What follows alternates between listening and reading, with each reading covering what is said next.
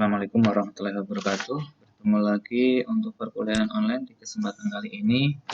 Pada kesempatan kali ini kita akan membahas tentang asuhan keperawatan pasien atau klien dengan HIV/AIDS. Kemudian nanti akan ada beberapa penjelasan tentang penata laksanaan pasien COVID-19 pada kasus gangguan imun dan hematologi. Untuk tugas, nanti akan ada tugas di pertengahan atau di akhir perkuliahan akan saya berikan tugasnya. Seperti biasa, untuk jawaban singkatnya ditulis di kolom forum dan untuk jawaban lengkapnya diupload di Skalsa di kantung tugas. Kita mulai saja untuk mempersingkat waktu terkait dengan HIV/AIDS. Oke, dari definisinya yaitu pasien HIV adalah seorang yang terinfeksi human immunodeficiency virus yang terutama menginfeksi limfosit T dan mengganggu imunitas sel. Dan konsekuensinya dari defisit imun ini bersifat progresif dan tidak dapat pulih. Dan dari yang lain, ya, dari definisi yang lain, pasien HIV/AIDS adalah seorang yang telah terinfeksi HIV dan berada pada tahap akhir dari infeksi. Dan penyakit ini dicirikan dengan timbulnya berbagai gejala infeksi bakteri, jamur parasit, dan virus yang bersifat opportunistik atau keganasan. Bagaimana etiologinya? Untuk etiologi HIV ini merupakan retrovirus penyebab defisiensi imun ini. Dan jenis penularan HIV/AIDS ini bisa dari penurunan pada ibu ya ke bayi. Ini sekitar 15% sampai 30% melalui plasenta ataupun lewat darah, atau lewat membran mukosa dan lewat ASI. Kemudian yang kedua yaitu lewat kontak seksual. Ya. Kemudian yang berikutnya yang lain adalah lewat transfusi darah, kemudian lewat komponen darah atau konsentrat faktor pembekuan darah. Kemudian yang berikutnya ya untuk sebagian besar anak yang terinfeksi berasal dari keluarga dengan salah satu atau kedua orang tuanya terinfeksi HIV/AIDS. Bagaimana dengan patofisiologinya? Untuk patofisiologi AIDS ya infeksi HIV yaitu suatu retrovirus ini menyebabkan limfopenia dan peningkatan limfosit T helper normal sampai T suppressor. Ya, jadi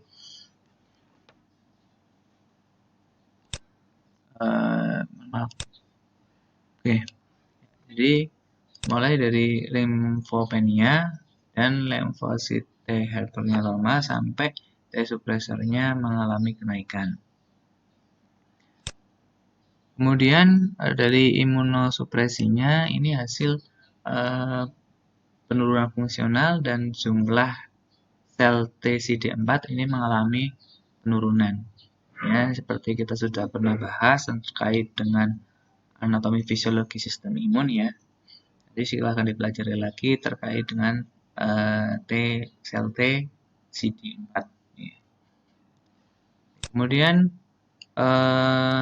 selanjutnya untuk C-tel helpernya ini mengendalikan fungsi sel beta ya, sehingga anak-anak yang terinfeksi HIV ini mengalami defisiensi imunitas seluler maupun humoral. Nah, untuk fungsi sel B ini yang abnormal terlihat pada awal infeksi HIV pada pediatrik. Kemudian untuk imunoglobulin non-fungsionalnya ini tubuh tidak memiliki sistem pertahanan ya, terhadap infeksi bakteri yang berulang. Nah, untuk pada anak-anak ini tidak mampu membentuk antibodi setelah imunisasi. Selanjutnya bagaimana intervensi? Untuk intervensi pada program medis ini berhubungan dengan pemberian obat-obatan seperti antibiotik, ya, antiematik karena gejala yang muncul, kemudian anti jamur karena mudah terinfeksi, kemudian kemoterapi, pemberian antibiotik ketika gejala yang muncul pada pasien HIV/AIDS dan agen antiviral dan anti diare. Yang berikutnya untuk gangguan bersihan jalan nafas, ya, bisa dilakukan fisioterapi dada. Selanjutnya, bagaimana untuk terapi intravenanya? Ini bisa diberikan terapi cairan dan elektrolit dan terapi nutrisi parenteral. Kemudian untuk pemeriksaan lab, ya, ini bisa kita lakukan uji kecepatan endap darah, ya, kemudian antibodi dan lain sebagainya, termasuk limfosit T, sel T helper dan lain sebagainya. Kemudian pemeriksaan virus juga untuk mendeteksi HIV-nya dan uji virologi pada pasien. Terus bagaimana pengajian keperawatan? Ya, maka bisa kita lakukan bagaimana riwayat dari seks bebas, kemudian riwayat penggunaan obat intravenanya, kemudian transfusi, ya, atau riwayat keluarga. Selanjutnya untuk status nutrisi, bagaimana dengan riwayat dietnya, kemudian faktor yang dapat mengganggu asupan oral, yang lain terkait dengan kemampuan pasien, ya, dalam mendapatkan asupan nutrisi, ya, lakukan monitoring terkait dengan berat badan pasien, antropometri, kemudian kadar albumin, ya, protein serum. Selanjutnya untuk suplemen gizi, ya, dan asupan makanan lain. Bagaimana dengan kulit dan membran mukosa? Ini terkait dengan tanda lesi, kemudian tanda-tanda infeksi, ataupun ada infeksi jamur, ya, misalkan pasien terdapat kandidiasis, ya, lihat untuk mengkaji kemerahan, ulcerasi, atau adanya bercak putih, ya, di rongga mulut. Kemudian pemeriksaan kultur luka. Status respiratorinya. Nah, ini terkait dengan mungkin ada infeksi di saluran pernafasan. Bagaimana kita melihat tanda-tanda pneumonia pada pasien yang mengalami HIV/AIDS, kemudian yang lain terkait dengan gejala batuk, produksi sputum, kemudian nafas yang pendek, ortopneu, takipneu, ataupun nyeri dada. Selain itu juga suara nafas, ya, bagaimana kita bisa mengkaji, ya, fungsi parunya, atau kita bisa memonitor hasil ronsen, analisa gas darah, dan bagaimana hasil tes parunya. Kemudian untuk status neurologinya kita bisa mengkaji terkait dengan tingkat kesadaran, ya, bagaimana orientasi pasien, ya, terhadap waktu, orang, maupun tempat. Kemudian melihat apakah terjadi gangguan sensorik, ya, neurologi, ya, terutama untuk gangguan sensorik maupun perubahan motorik. Untuk status cairan dan elektrolit, kita bisa mengkaji yang berhubungan dengan turgor kulit untuk melihat tanda-tanda kekurangan cairan. Kemudian untuk peningkatan rasa haus, penurunan keluaran urin, penurunan tekanan darah disertai peningkatan denyut nadi, terutama untuk tanda-tanda kekurangan volume cairan dan elektrolit. Dan itu juga bagaimana kita bisa mengkaji yang berhubungan dengan elektrolit pasien seperti penurunan kadar natrium, kalium, klorida, kalsium, magnesium. Ini untuk melihat pasien mengalami kekurangan cairan bukan karena HIV-nya, tetapi karena penyakit yang menyertai, ya, seperti pasiennya biasanya mengalami diare, ya, karena tidak ada sistem imun sehingga penyakit-penyakit menular, ya, atau berbagai penyakit, ya, gampang untuk masuk. Yang paling sering memang seperti diare, kemudian pasien menderita TBC dan lain sebagainya. Untuk psikologisnya, jadi kita bisa mengkaji juga ketika kita memberikan asuhan keperawatan pada pasien yang mengalami HIV/AIDS, tidak hanya pada masalah-masalah biologi, ya, tetapi juga masalah psikologis pasien harus diperhatikan betul. Karena ini salah satu eh, dampak ya dari HIV yang cukup besar ya. Jadi ketika psikologisnya juga menurun, maka akan semakin turun antibodi pasien. Nah, jadi kita lihat terkait dengan reaksi psikologis yang seperti penolakan, kemudian marah, rasa takut, dan uh, menarik diri, ya, dan depresi. Kemudian bagaimana dengan uh, peran ya keluarga, masyarakat, ya ini juga perlu diperhatikan. Selanjutnya untuk manifestasi klinisnya, jadi untuk manifestasi klinis ini pada penyakit AIDS ini menyebar luas, ya, jadi pada dasarnya dapat mengenai setiap sistem organ. Ya, jadi kenapa tadi? Karena memang karena sistem imun ya sangat lemah sehingga penyakit penyerta atau penyakit yang lain bisa masuk dan bisa menyerang pada semua sistem organ. Nah ini karena penyakit ini berkaitan dengan infeksi, malignansi, dan efek langsung dari HIV pada jaringan tubuh. Pada periode inkubasi pada infeksi HIV, simptomatis bervariasi, ya rentangnya bisa berbulan-bulan sampai bertahun-tahun. Ya, jadi ini juga harus diperhatikan, jadi tidak langsung kena ya. Ketika tertular tidak langsung mengalami efek, ya, tetapi bisa sampai berbulan-bulan bahkan tahunan. Kemudian pada anak-anak ya ini punya perjalanan penyakit yang cepat dan simptomatik pada tahun pertama. Lanjutkan bagaimana manifestasi klinis akibat HIV yang berat, ya, yang paling sering ditemukan adalah terkait dengan eh, pasien mengalami pneumonia, ya, kemudian eh, terjadi infeksi ya Mycobacterium,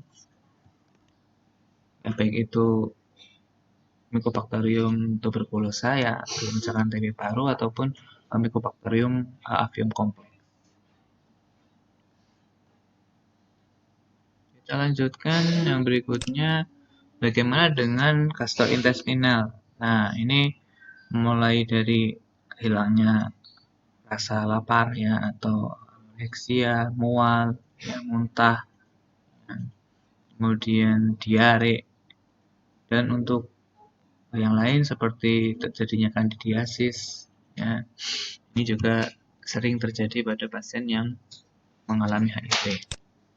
Ya, terus selanjutnya ada yaitu tanda gejala pasien yang lain adalah terjadinya sindrom pelisutan wasting syndrome, ya, yaitu uh, sindrom pelisutan atau wasting syndrome, yaitu ketika terjadi penurunan berat badan yang tidak dikehendaki melampaui lebih dari 10% dari berat badan awal, ya. Kemudian terjadi diare kronis, kemudian demam, ini masuk ke dalam wasting syndrome. Kemudian yang lain yaitu terjadi keganasan atau sarkoma lymphoma Burkitt. Ini bisa terjadi encephalopathy HIV, ya, terjadi juga Cryptococcus neoformans, ada juga pasien yang mengalami PML atau progressive multifocal leukoencephalopathy. Untuk diagnosanya bisa terjadi bersihan jalan nafas tidak efektif, kemudian diagnosa diare, selanjutnya kerusakan membran mukosa mulut, perubahan proses keluarga, resiko infeksi, keletihan, isolasi sosial, ataupun resiko inefektif pelaksanaan regimen terapeutik, dan lain sebagainya, ya, termasuk kecemasan, berduka, terutama untuk diagnosa psikologis. Nah, untuk rencana intervensi yang bisa diberikan ya untuk berjalan jalan nafas seperti mengkaji bagaimana pernafasannya, apakah suara nafasnya, ya, apakah ada sinus atau tidak, kemudian analisa gas darah dan lain sebagainya. Begitupun juga untuk diare, bagaimana kita bisa memonitor masukan cairan, kemudian tanda-tanda kekurangan cairan seperti itu, kulit dan lain sebagainya. Untuk yang lain nanti silahkan dibaca sendiri ya, terutama untuk masalah-masalah baik yang masalah fisik maupun masalah psikologis bagi pasien. Nah, bagaimana penanganan? Ya, penanganan terutama pada pasien yang mengalami gangguan imunnya, tidak hanya HIV/AIDS ya, tapi juga beberapa seperti leukemia, anemia, kemudian myeloma ataupun Guillain-Barré syndrome ataupun sindrom lupus erythematosus.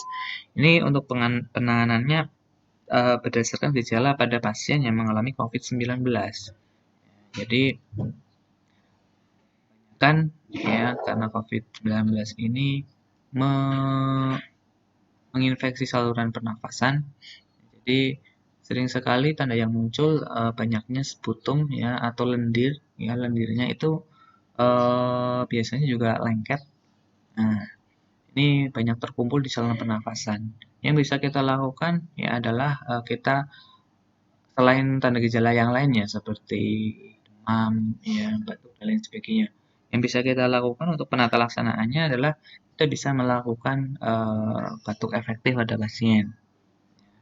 Kemudian kita bisa juga memberikan bronchodilator, ya, dan untuk melebarkan saluran pernafasan dan juga kita bisa melakukan fisioterapi dada, ya, dan kita kalau perlu kita bisa melakukan suction, terutama apabila saturasi oksigennya menurun ya di bawah 94%. Kita bisa lakukan suction. Nah, yang paling parah untuk pada kasus COVID-19 ini adalah pasien mengalami gagal nafas. Nah, kalau seperti ini kita bisa lakukan pemasangan ventilator. Dan sebenarnya efektivitas dari ventilator ini juga tergantung dari yang pertama ya terkait dengan jalan nafasnya. Kalau kita berikan ventilator tetapi pasien ternyata banyak lendir di saluran pernafasan, maka ventilator yang terpasang tidak efektif. Untuk itu